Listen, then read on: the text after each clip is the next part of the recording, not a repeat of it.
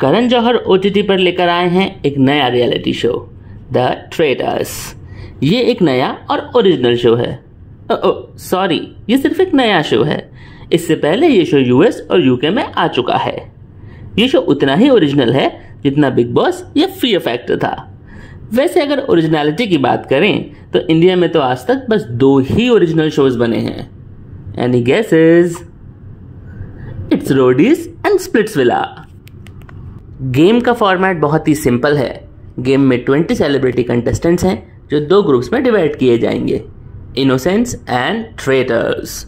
कौन ट्रेटर होगा और कौन इनोसेंट इस शो के होस्ट करण जौहर ही डिसाइड करेंगे। ट्रेटर रात में इनोसेंट्स का मर्डर करेंगे और फिर आएगा सर्कल ऑफ शक। सर्कल ऑफ शक में वोट आउट के जरिए एक कंटेस्टेंट को एलिमिनेट किया जाएगा। इनोसेंट्स का काम है ट्रेटर्स को आउट करना और ट्रेटर्स का काम है इनोसेंट्स को मारना। हर एपिसोड में एक मिशन भी होगा। उस मिशन के जरिए प्राइस पॉट में पैसे ऐड किए जाएंगे और कुछ प्लेयर्स को मिलेंगी ड्रैगन और शील्ड जैसी सुपर पावर्स। अब अगर बात करें शो के होस्ट करण जौहर की, तो इस शो में करण एक कूल, क्लिनिकल और स्टाइलिश अवतार में दिखेंगे। वैसे तो करण सोशल मीडिया पर अलग अलग चीज़ों के लिए हमेशा वायरल रहते हैं, जैसे कभी अपने अतरंगी कपड़ों के लिए तो कभी किसी कंट्रोवर्सी के लिए। लेकिन इस बार उनका एक नया रूप ऑडियंस को दिखेगा। पूरे शो के दौरान एक न्यूट्रल स्टांस मेंटेन किया है और सभी प्लेयर्स को सेम ट्रीट किया है। जनरली हमने देखा है कि करण अपने शोज में कई बार बहुत ज़्यादा इमोशनली मैनिपुलेटिव हो जाते हैं, लेकिन इस शो में उन्होंने एकदम इम्पार्शियल, अनबायस्ड और नॉन डिस्क्रिमिनेटरी अप्रोच रखी है, जो शो के फॉर्मेट को भी सूट करती है। करण का ओवरऑल स्क्रीन टाइम लिमिटेड है और उनकी प्रेजेंस भी बहुत प्रेडिक्टेबल पैटर्न पर है।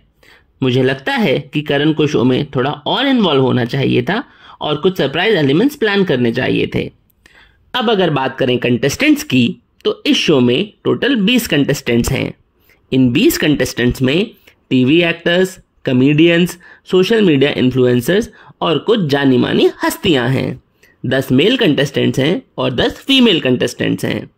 शो के मेकर्स ने अलग अलग फील्ड्स, पर्सनैलिटी टाइप्स और एज ग्रुप को मिक्स करके कंटेस्टेंट्स को सेलेक्ट किया है।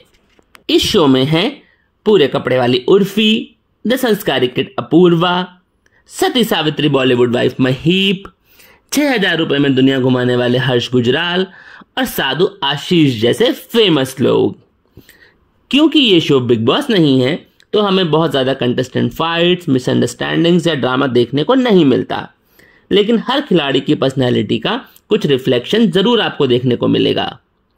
कुछ कंटेस्टेंट्स जैसे Apurva Mukherjee AKA the rebel kid बहुत ही लाउड और रिएक्टिव दिखी, वहीं कुछ कंटेस्टेंट्स जैसे सुधांशु, आशीष विद्यार्थी बहुत ही काम एंड कंपोज दिखे।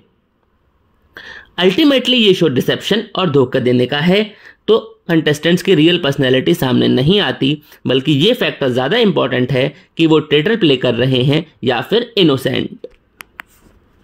लेकिन एक बात तो सच है, इस शो की प्रोडक्शन वैल्यू बहुत हाई है और वो पैलेस जिसमें शो को शूट किया गया है बहुत ही आलीशान और खूबसूरत है। कुछ मिशंस में आउटडोर लोकेशंस पर भी शूटिंग की गई है। सिनेमेटोग्राफी और बैकग्राउंड म्यूजिक बहुत ही टॉप नॉच है। शो की सबसे अच्छी बात यह है कि इस तरह का फॉर्मेट अभी तक इंडियन टीवी या OTT पर नहीं आया, तो ये ऑडियंस को एक फ्रेश और यूनिक एक्सपीरियंस प्रोवाइड करता है। इस शो के अंदर आपको देखने को मिलेगा स्ट्रैटेजी, थोड़ा बहुत ड्रामा और टेंस एलिमिनेशन राउंड्स। जैसे जैसे शो आगे बढ़ता है ये और इंटेंस होता जाता है। ये शो थोड़ा फास्ट पेस है, जिसमें हर दिन ऑलमोस्ट 2 एलिमिनेशंस होते हैं। वैसे तो ये शो ऑडियंस को काफ़ी एंगेज करके रखता है, लेकिन बीच बीच में कुछ चीज़ें जैसे कंटेस्टेंट्स की इंटरपर्सनल फाइट्स और मिशंस शो को थोड़ा ड्रैग करते हैं। थोड़ी थोड़ी देर में प्लेयर्स के बाइट्स आते हैं, जो मुझे बहुत अननेसेसरी लगा। इस टाइप के शो में आई डोंट थिंक कि इंडिविजुअल बाइट्स की कोई रिक्वायरमेंट थी। कुछ एपिसोड्स कुछ ज़्यादा ही लंबे थे। Average duration of each episode is around 50 to 60 minutes. मुझे लगता है अगर एपिसोड्स और थोड़े छोटे रहते, लगभग 40 से 45 मिनट के, तो बेहतर रहता। माई rating for this show is 3.5 out of 5। मैं आप सबको पर्सनली सजेस्ट करूंगा कि आप ये शो ज़रूर देखें और कमेंट्स में बताएं कि आपको ये शो कैसा लगा।